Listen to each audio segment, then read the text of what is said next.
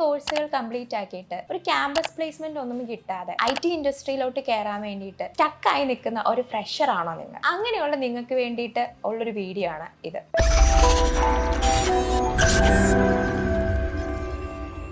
Experienced ആയിട്ടുള്ളവർക്ക് IT ഇൻഡസ്ട്രിയിൽ job opportunities കൂടുതലാണെന്ന് ചെറിയൊരു ടോക്ക് ഉണ്ട്. എൻ്റെ പൊന്നു സാറേ, ജോലി തന്നാലല്ലേ ഞങ്ങൾക്ക് എക്സ്പീരിയൻസ് കിട്ടുള്ളൂ. ആദ്യമായിട്ട് ചെയ്യേണ്ടത് പ്രോപ്പർ ആയിട്ടൊരു റെസ്യൂം ക്രിയേറ്റ് ചെയ്യുക. റെസ്യൂം ക്രിയേറ്റ് ചെയ്യുമ്പോൾ അതിൽ മെയിനായിട്ട് വേണ്ട കാര്യങ്ങളാണ് നിങ്ങളുടെ ടെക്നിക്കൽ ആയിട്ടുള്ള സ്കിൽസ് ആഡ് ചെയ്യുക. അതിനുശേഷം നിങ്ങളുടെ ക്വാളിഫിക്കേഷൻസ്, അക്കാഡമിക് പ്രോജക്ട്സ് എന്തെങ്കിലും ഉണ്ടെങ്കിൽ അത് ആഡ് ചെയ്യുക. ഇനി ഈ റെസ്യൂമിനെ തന്നെ ബന്ധിപ്പിച്ചുകൊണ്ട് ചില എക്സ്ട്രാ കാര്യങ്ങൾ എന്തൊക്കെയാണ് നിങ്ങൾ ആഡ് ചെയ്താൽ ഒരു കമ്പനി അത് നോട്ടീസ് ചെയ്യുക. അതിൽ ആദ്യത്തെ ടിപ്പാണ്, IT ഇൻഡസ്ട്രി ബേസ് ചെയ്ത കമ്പനീസ് ആയിരിക്കും കൂടുതലും ലിങ്ക്ഡ്ഇൻ പ്രൊഫൈൽസിൽ നോക്കിയാൽ കാണാൻ പറ്റുന്നത്. അപ്പോൾ നിങ്ങൾക്ക് ഒരു ജോബ്സ് കൂടുതൽ സെർച്ച് ചെയ്യാനാണെങ്കിലും അതുപോലെ തന്നെ നിങ്ങളുടെ പ്രൊഫൈൽ കുറച്ച് ഹൈലൈറ്റ് ചെയ്ത് കാണിക്കാനും ഈ ലിങ്ക്ഡ്ഇൻ പ്രൊഫൈൽ കൊണ്ട് സാധിക്കുന്നത്. അപ്പോൾ നിങ്ങൾ ആദ്യം ചെയ്യേണ്ടത് ലിങ്ക്ഡ്ഇൻ പ്രൊഫൈൽ ഉണ്ടാക്കുക. ഇത്രയും ചെയ്തതിന് ശേഷം അതിൻ്റെ ആ ഒരു ലിങ്ക്ഡിൻ്റെ ആ ഒരു ലിങ്ക് കൊണ്ടുവന്ന് നമ്മുടെ റെസ്യൂമിൽ കൊണ്ട് പേസ്റ്റ് ചെയ്യുക എന്നുള്ളതാണ്. രണ്ടാമതായി നിങ്ങൾ ചെയ്യേണ്ടതെന്ന് വെച്ചാൽ GitHubൽ ഒരു അക്കൗണ്ട് ക്രിയേറ്റ് ചെയ്യുക എന്നുള്ളതാണ്.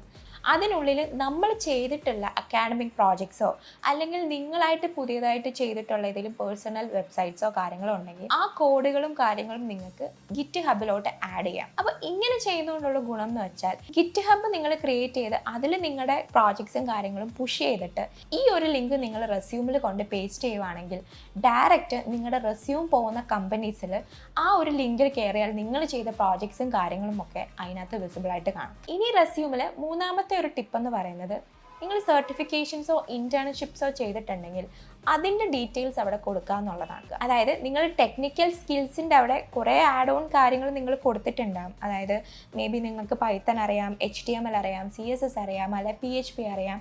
ഇങ്ങനെ അറിയാവുന്ന കാര്യങ്ങളുടെ ഒക്കെ ലിസ്റ്റ് നമ്മൾ ടെക്നിക്കൽ സ്കിൽസിനകത്ത് കൊടുക്കും.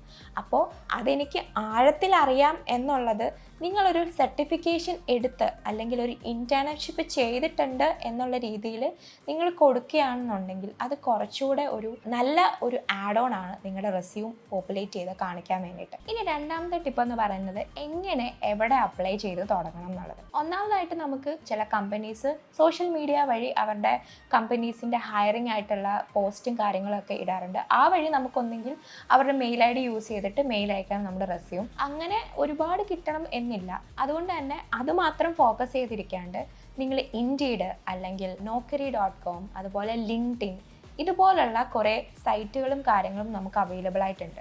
അതിൽ കയറിയിട്ട് നിങ്ങൾക്ക് മാച്ച് ആയിട്ടുള്ള ജോലി, അതായത് നിങ്ങളതിൽ ഫിൽട്ടർ ചെയ്തെടുക്കാൻ നിങ്ങൾക്ക് എങ്ങനത്തെ ടൈപ്പ് ജോബാണ് വേണ്ടത്, നിങ്ങളുടെ സ്കില്ലിനനുസരിച്ചുള്ള ജോബ് ഏതാണ്.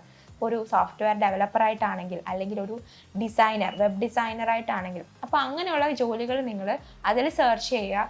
എന്നിട്ട് മാക്സിമം നിങ്ങൾക്ക് അയക്കാൻ പറ്റുന്നതിൻ്റെ അത്രയും നിങ്ങൾ ആപ്ലിക്കേഷൻസ് അയച്ചുകൊണ്ടേയിരിക്കുക. ടെക്നോപാർക്ക്, ഇൻഫോപാർക്ക് ഇവരുടെയൊക്കെ വെബ്സൈറ്റിൽ കയറി അവിടെ കുറേ ജോബ് വേക്കൻസീസ് അവർ പോസ്റ്റ് ചെയ്തിട്ടുണ്ടാകും. ഒന്നെങ്കിൽ ഓരോ കമ്പനീസിൻ്റെ വെബ്സൈറ്റുകൾ അവിടെ പ്രൊവൈഡ് ചെയ്തിട്ടുണ്ടാകും. അതിൽ കയറി കരിയേഴ്സിൽ കയറി അപ്ലൈ ചെയ്യുക. അല്ലെങ്കിൽ അവിടെ മെയിൽ ID എടുത്തിട്ട് നിങ്ങളുടെ റെസ്യൂമും കവർ ലെറ്ററും ബാക്കി സർട്ടിഫിക്കേഷൻസ് എന്തെങ്കിലും ഉണ്ടെങ്കിൽ അതൊക്കെ വെച്ചിട്ട് മെയിൽ ചെയ്യുക. അപ്പോൾ ഇങ്ങനെയൊക്കെ ചെയ്തെങ്കിൽ മാത്രമേ ആസ് എ ഫ്രഷർ നമുക്ക് ജോലി കിട്ടാൻ കുറച്ചുകൂടെ എളുപ്പമായിട്ടുള്ളൂ. ഇനി മൂന്നാമതായിട്ട് നിങ്ങൾ ചെയ്യേണ്ടത്, നിങ്ങൾ തന്നെ സ്വയം ഒരു കോഴ്സ് കണ്ടെത്തി പഠിച്ചതിന് ശേഷം, ഇപ്പോൾ നിങ്ങൾ എന്തെങ്കിലും ഇൻറ്റേൺഷിപ്സോ അല്ലെങ്കിൽ സർട്ടിഫിക്കേഷൻസോ ചെയ്ത് കഴിഞ്ഞിട്ട് അത് നിങ്ങൾ കൊണ്ട് പൂട്ടി വെക്കാണ്ട് നിങ്ങൾ അതിൽ പ്രാക്ടിക്കലി നിങ്ങൾ അതിൻ്റെ നോളജിനെ കൂട്ടിക്കൊണ്ടിരിക്കുക. അതിന് പറ്റിയ പ്രോജക്ട്സോ, ഇപ്പം വെബ്സൈറ്റ് ഡെവലപ്മെൻറ്റ് ആണെന്നുണ്ടെങ്കിൽ നിങ്ങൾ അതിന് പറ്റിയ വെബ്സൈറ്റുകൾ ഡിസൈൻ ചെയ്തുകൊണ്ടിരിക്കുക. ഒരു പ്രോജക്റ്റ് പോലെ അത് നിങ്ങൾ ചെയ്ത് അതിൽ എന്തൊക്കെ അഡീഷണലായിട്ട് ചെയ്യാം, ഹോസ്റ്റ് ചെയ്യാൻ പറ്റുവാണെങ്കിൽ അത് ഹോസ്റ്റ് ചെയ്യുക. അപ്പോൾ അതിൻ്റെ കോഡുകളും കാര്യങ്ങളും GitHubലോട്ട് അപ്ലോഡ് ചെയ്യുക. ടെക്നോളജീസ് പഠിക്കുന്നുണ്ടെങ്കിൽ ആ പഠിച്ച നോളജ് നിങ്ങൾ ഇംപ്രൂവ് ചെയ്യാൻ നോക്കുക എന്നുള്ളതാണ് ചെയ്യേണ്ട ഒരു കാര്യം. അത് മാത്രമല്ല, നിങ്ങൾ കുറേ ബ്ലോഗ്സും കാര്യങ്ങളൊക്കെ റീഡ് ചെയ്യുക. നമുക്ക് മീഡിയം എന്ന് പറഞ്ഞൊരു ബ്ലോഗ് ഉണ്ട്. അപ്പോൾ അതിൽ കയറിയിട്ട് അപ്ഡേറ്റഡ് ആയിട്ടുള്ള ടെക്നോളജീസിനെ പറ്റിയൊക്കെ ഉള്ള കാര്യങ്ങൾ അതിലിങ്ങനെ പോസ്റ്റായിട്ട് വരും. അതൊക്കെ ഒരുപാട് വായിക്കുക. കുറച്ച് അറിവ് നമ്മൾ ടെക്നിക്കൽ ഫീൽഡിൽ ഉണ്ടാക്കാൻ ശ്രമിക്കുക. അപ്പോൾ ആ ഒരു ടെക്നിക്കൽ നോളജ് ഒരു പക്ഷേ നിങ്ങൾക്ക് ഇൻ്റർവ്യൂസിലൊക്കെ വളരെ ബെനിഫിറ്റ് തരുന്ന ഒരു കാര്യമായിരിക്കും. കാരണം നമ്മൾ എത്രത്തോളം നമുക്ക് ടെക്നിക്കലി നമ്മൾ അപ്ഡേറ്റഡ് ആണെന്നുള്ള കാര്യം അവർക്ക് മനസ്സിലാവും. അത് മാത്രമല്ല, നിങ്ങൾക്ക് ബ്ലോഗ്സും കാര്യങ്ങളും ഒക്കെ ക്രിയേറ്റ് ചെയ്യാം. അതായത് നിങ്ങൾക്കിപ്പോൾ പുതിയതായിട്ട് നിങ്ങൾ എന്തെങ്കിലും എറർ അടിച്ച് നിൽക്കുക എന്നുണ്ടെങ്കിൽ ആ സമയത്ത് പുതിയതായിട്ട് നിങ്ങൾക്ക് എന്തോ ഒരു സൊല്യൂഷൻ ആ ഒരു എററിന് കിട്ടി.